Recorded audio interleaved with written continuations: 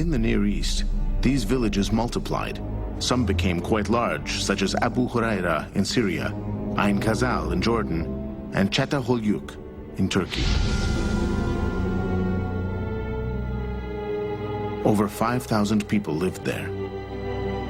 The excavations helped to paint a surprising picture of the people of the time, of their activities and beliefs.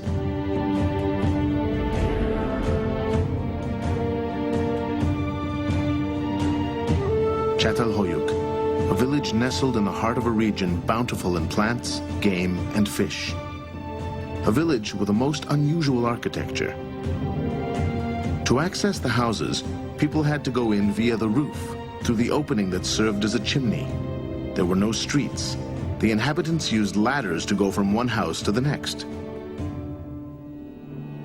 Çatalhöyük is simply a lot of houses, huge numbers of houses, all crammed together, and people moved around on the surfaces and they were on the roofs, and there were no public spaces.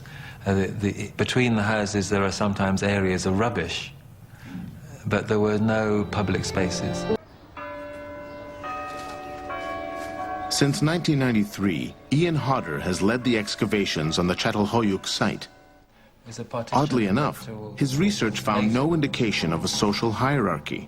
No palace, no single building more important than the others. All the houses were very, very similar at Çatalhöyük because this was an egalitarian society. This was not a society where there was strong differences in status and wealth. And so we do not find, chiefly residences or palaces or anything like that. And this is quite common in societies of this type, ethnographically, that you tend to find there is a very strong taboo against certain people getting a lot of status that is more than other people. Another find at Çatalhöyük, this statue of an obese woman. At her feet are two leopards. In archaeology, this statue is a virtual icon. Some see it as worshipping the goddess of motherhood, the goddess of fertility, of life. A goddess who dominates nature. Others see it differently. In our own work there, what we found is that it's difficult to substantiate that particular idea. What we clearly see is that the image of women is very important, but we don't see any clear images of woman as the mother, and neither do we see the woman really as a goddess.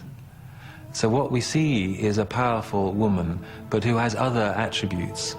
And if we look at the rest of the symbolism at Çatalhöyük, what we see, for example, is a close link between women and death, that women are somehow associated with, as guardians of the dead. They look after the dead.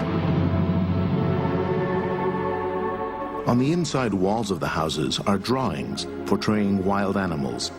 Leopards, vultures, and especially bulls' heads with their horns. A symbolic world of hunters, not farmers.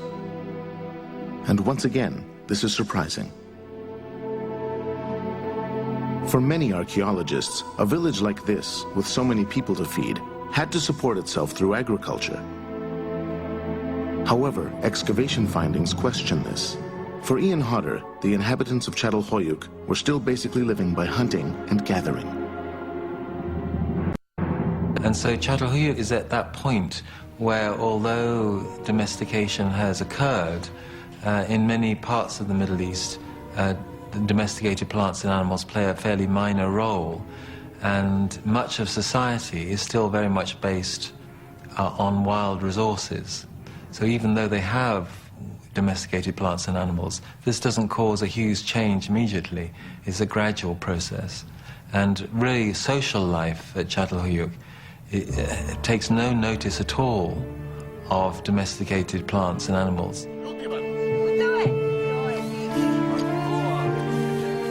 Çatalhöyük shows that agriculture began very gently, without making waves.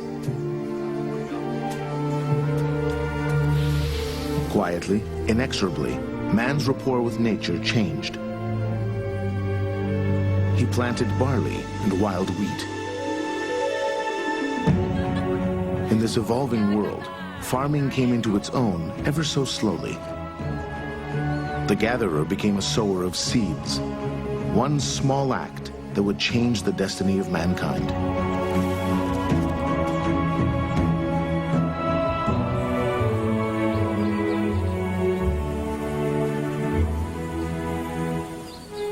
"9,000 years ago, the human population was growing.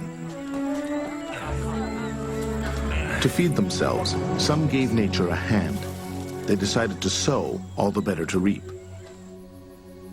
Here and there, wheat and wild barley fields appeared.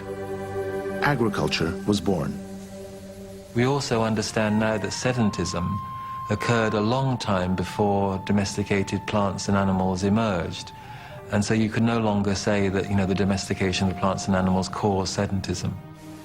And sedentism itself is a very, very long, slow process. So, in my view, rather than saying, there was a particular event, I think what you must understand is a long process where many, many things were taking place.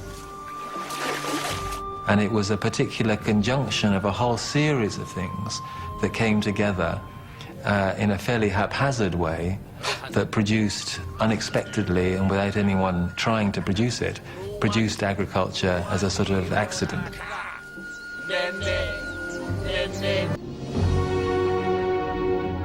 These enhanced plants left the Fertile Crescent and were adopted by populations along the Euphrates. It was the beginning of a new lifestyle for many populations, until then unfamiliar with wheat and barley. The domestication of plants would occur all around the world. As if in response to a certain level of evolution, the hunter-gatherer faced an inevitability: agriculture. Il y a d'autres berceaux du néolithique à travers le monde. Il n'y a pas eu une néolithisation dans le monde. Il y a plusieurs berceaux, plusieurs expériences. Ces expériences sont autonomes les unes des autres. Voyez ? Donc, le Proche-Orient, c'est très bien. C'est la plus ancienne actuellement, compte tenu des données chronologiques dont nous disposons, mais elle n'est pas unique, cette expérience-là. Il faut se rendre compte que cette expérience a été plurielle dans le monde, s'est réalisée dans des milieux écologiques différents et surtout dans des milieux culturels différents.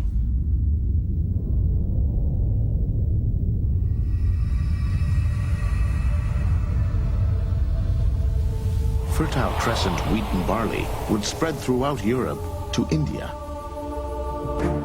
Rice and millet in China. Corn, potatoes, and peppers in America. Sorghum in Africa. The banana in New Guinea. To cultivate the land, man would cut down forests and open clearings. He set about cultivating his environment. To overcome drought, man made his first forays into irrigation in order to extend farming to dry lands. The landscapes became more human. Agriculture brought an end to the hunter-gatherer way of life. A more productive economy which could feed more people emerged. There was a population boom. Avec l'agriculture, on peut produire autant qu'on veut et donc on peut nourrir autant de bouches qu'on a à nourrir. On a même intérêt parfois, on a besoin de bras pour cultiver, on a intérêt peut-être à avoir le plus de bras possible, donc la progression de la population est un avantage. Les enfants à ce moment-là sont quand même plus faciles à élever parce qu'ils sont plus faciles à nourrir. On sait qu'on peut les nourrir, on en a d'autant plus volontiers. Le passage de quelques millions d'individus à quelques dizaines de millions d'individus se fait à ce moment-là et c'est le début de notre belle croissance démographique qui montre tout le succès de l'humanité.